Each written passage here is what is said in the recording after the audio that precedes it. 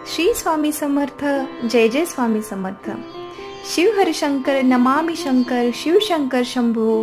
हे गिरिजापती भवानी शंकर, शिव शंकर शंभो. नमस्कार मंडळी. स्वाध्यायी तेजस्विनी मध्ये तुम्हा सर्वांचं मनापासून स्वागत आहे.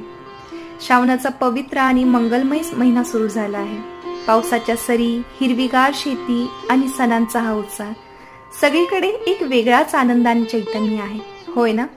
या श्रावण महिन्यात आपण अनेक सण उत्सव साजरे करतो, पण त्यातील काही सण असे आहेत ज्यांचा संबंध फक्त परंपरेशी नसून निसर्गाशी आणि आपल्या जीवनशैलीशी देखील आहे. मित्रांनो, तुम्ही विचार करत असाल की मी असे व्हिडिओज का बनवते? तर स्वाध्यायी तेजस्विनी हे चॅनल सुरू करण्यामागचा माझा फक्त एकच उद्देश आहे, तो म्हणजे आपल्या संस्कृतीचे, सणांचे, श्लोकांचे आणि कथांचे अर्थ तुमच्यापर्यंत पोहोचवणे. आपले सण आपण केवळ एक परंपरा म्हणून नाही, तर त्यामागे दडलेला इतिहास, विज्ञान आणि निसर्गाशी असलेलं नातं समजून घेऊन साजरे करायला शिकूया. कारण एखादी गोष्ट का केली जाते हे कळलं की ती करायला अधिक आनंद येतो आणि ती गोष्ट आपण कधीच विसरत नाही. बरोबर ना मित्रांनो? तर आज आपण अशाच एका महत्त्वपूर्ण सणाबद्दल बोलणार आहोत, तो म्हणजे नारळी पौर्णिमा. आपण अनेकदा पाहतो हा सण आपण उत्साहात साजरे करतो, नारळ फोडतो, नारळाच्या वड्या खातो, पण या सणामागे दडलेला खरा अर्थ, त्याचा इतिहास आणि निसर्गाशी असलेलं नातं आपल्याला खरंच माहीत आहे का? माझ्या अनेक मित्रमैत्रिणींना असं वाटतं की नारळी पौर्णिमा म्हणजे फक्त कोळी बांधवांचा सण, पण असं आई बरं का? या सणाचं महत्त्व खूप मोठं आहे आणि आज आपण तेच सविस्तरपणे जाणून घेणार आहोत. चला तर मग नारळी पौर्णिमेच्या या अद्भुत प्रवासाला सुरुवात करूयात. नारळी पौर्णिमा यालाच आपण श्रावणी पौर्णिमा किंवा रक्षाबंधन म्हणूनही ओळखतो. हा सण श्रावण महिन्यातील पौर्णिमेच्या दिवशी येतो. या सणाला श्रावणी का म्हणतात बरे? तर श्रावणाच्या या पौर्णिमेला श्रावण नक्षत्र असते म्हणून. मग नारळी पौर्णिमा का पडले बरं? तर त्या दिवशी समुद्राला नारळ अर्पण केला जातो म्हणून.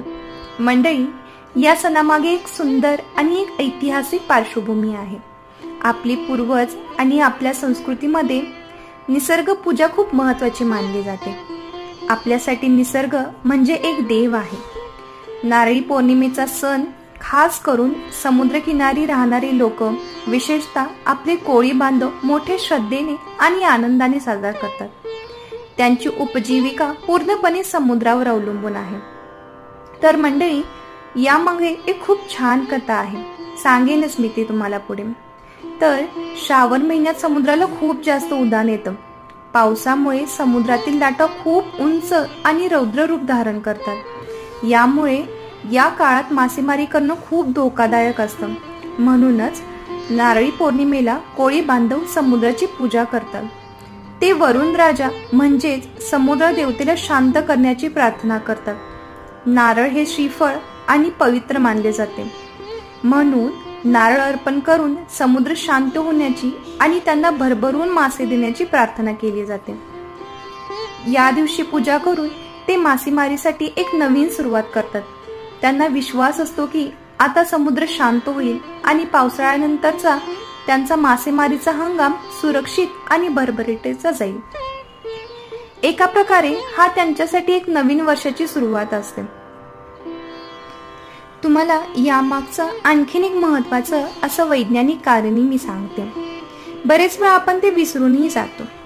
तर नारळी पौर्णिमेच्या आधीचा काळ हा माशांच्या प्रजननाचा म्हणजे ब्रीडिंगचा काळ असतो. म्हणून या काळात मासेमारी पूर्णपणे थांबवली जाते. यामुळे माशांना त्यांच्या पिल्लांना जन्म देण्यासाठी आणि त्यांची संख्या वाढवण्यासाठी पुरेसा वेळ मिळतो. हे एक प्रकारे समुद्राच्या जीवनाचं नैसर्गिक चक्र, लाईफ सायकल टिकवून ठेवण्यासाठी खूप आवश्यक असतं. तर मंडळी, आता आपण सर्वात महत्त्वाच्या भागाकडे वळूया. नारळी पौर्णिमेची पूजा नेमकी कशी करावी हे मी तुम्हाला आता सविस्तरपणे सांगते. तर पूजेसाठी लागणारे साहित्य: एक नारळ, खास करून ज्यावर शेंडी असेल असा, हळद, कुंकू, अक्षदा, सुपारी, फुले, धूप, दीप आणि नारळाचे पदार्थ जसे नारळी भात किंवा नारळाची वडी. तर ही पूजा घरी करण्यासाठी त्याची कशी पद्धत आहे सांगते. सकाळी लवकर उठून स्नान करून स्वच्छ कपडे परिधान करा. पूजेसाठी एक स्वच्छ जागा निवडा, जिथे एक चौरंग किंवा पाट ठेवा. चौरंगावर पाण्याने भरलेला एक तांब्या किंवा कलश ठेवा. वरुण देवतेला पाण्याचा देव मानले जाते, त्यामुळे कलश हे त्यांचे प्रतीक असते. कलशाच्या तोंडावर आंब्याची पाने ठेवा आणि त्यावर नारळ ठेवा. आता मुख्य नारळाची पूजा करा. नारळावर हळद कुंकू लावा, अक्षदा वाहा, फुले अर्पण करा आणि धूप दीप लावा. नारळ हे श्रीफळ मानले जाते. ते पवित्रतेचे आणि समृद्धीचे प्रतीक आहे. तुम्ही ओम अरुणाय नमः असा मंत्र म्हणून प्रार्थना करू शकता. या प्रार्थनेमध्ये, हे वरुण देवा, तुझ्या या अनंत कृपेबद्दल आम्ही तुझे आभार मानतो. आमचे रक्षण कर आणि समृद्धी दे अशी भावना व्यक्त करा. पूजेनंतर नारळाच्या पदार्थांचा नैवेद्य दाखवा. जर तुमच्या घराच्या जवळ समुद्र, नदी किंवा एखादं मोठं जलाशय असेल तर तुम्ही पूजा केलेला नारळ त्यामध्ये बिलकुलही अर्पण करू नका, कारण आपल्याला निसर्गाचं रक्षण करायचं आहे. त्याऐवजी तुम्ही त्या नारळाचा प्रसाद करून खाऊ शकता. याच दिवशी रक्षाबंधन असल्याने बहीण भावाच्या नात्याचा गोडवा अजूनही वाढतो. तुम्ही तुमच्या भावाला राखी बांधा आणि नारळी पौर्णिमेच्या पदार्थांचा आस्वाद घ्या. तुमच्या घरात लहान मुलं असतील तर त्यांना नारळी पौर्णिमेचा इतिहास सांगा. त्यांना समुद्राचं आणि निसर्गाचं महत्त्व समजावून सांगा. त्यांना सांगा की आपण निसर्गाचा आदर केला पाहिजे आणि त्याचे संरक्षण केले पाहिजे. नारळी पौर्णिमा ही केवळ एक धार्मिक परंपरा नाही, तर ती एक निसर्ग पूजेची शिकवण आहे. हा सण आपल्याला निसर्गाच्या शक्तीची आठवण करून देतो. कोळी बांधव समुद्राला नारळ अर्पण करून आपल्याला निसर्गाचा आदर करायला शिकवतात. आपल्याला निसर्ग भरभरून देतो, त्यामुळे त्याचे संरक्षण करणे आपली जबाबदारी आहे. आजच्या काळात पर्यावरणाचं संतुलन राखणं खूप गरजेचं झालं आहे. नारळी पौर्णिमा आपल्याला पाणी, समुद्र आणि झाडे यांचं महत्त्व समजावते. लहान मुलांना तुम्ही सांगू शकता की नारळ हे एक असे फळ आहे जे जमिनीवर, झाडांवर आणि समुद्राच्या जवळ वाढते. त्यामुळे हे फळ पृथ्वी, पाणी आणि निसर्गाच्या साखळीचा एक अविभाज्य भाग आहे. त्यांना निसर्गातील प्रत्येक गोष्टीचा आदर करायला शिकवा. मंडळी, तुम्हाला एक विनंती आहे बरं का.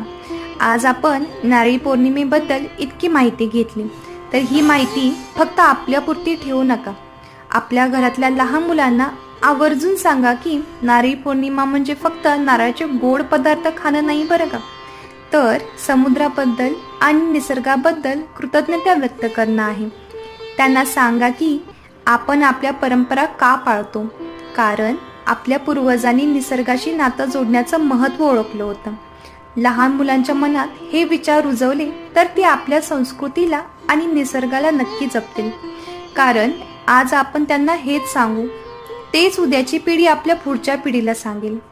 त्यामुळे आपल्या परंपरा टिकवून ठेवण्याची जबाबदारी आपल्या सगळ्यांची आहे. म्हणूनच ही माहिती त्यांच्यासोबत नक्की शेअर करा आणि त्यांना सांगा की आपले सण किती सुंदर आहेत. मला आशा आहे की आजचा व्हिडिओ तुम्हाला नक्कीच आवडला असेल.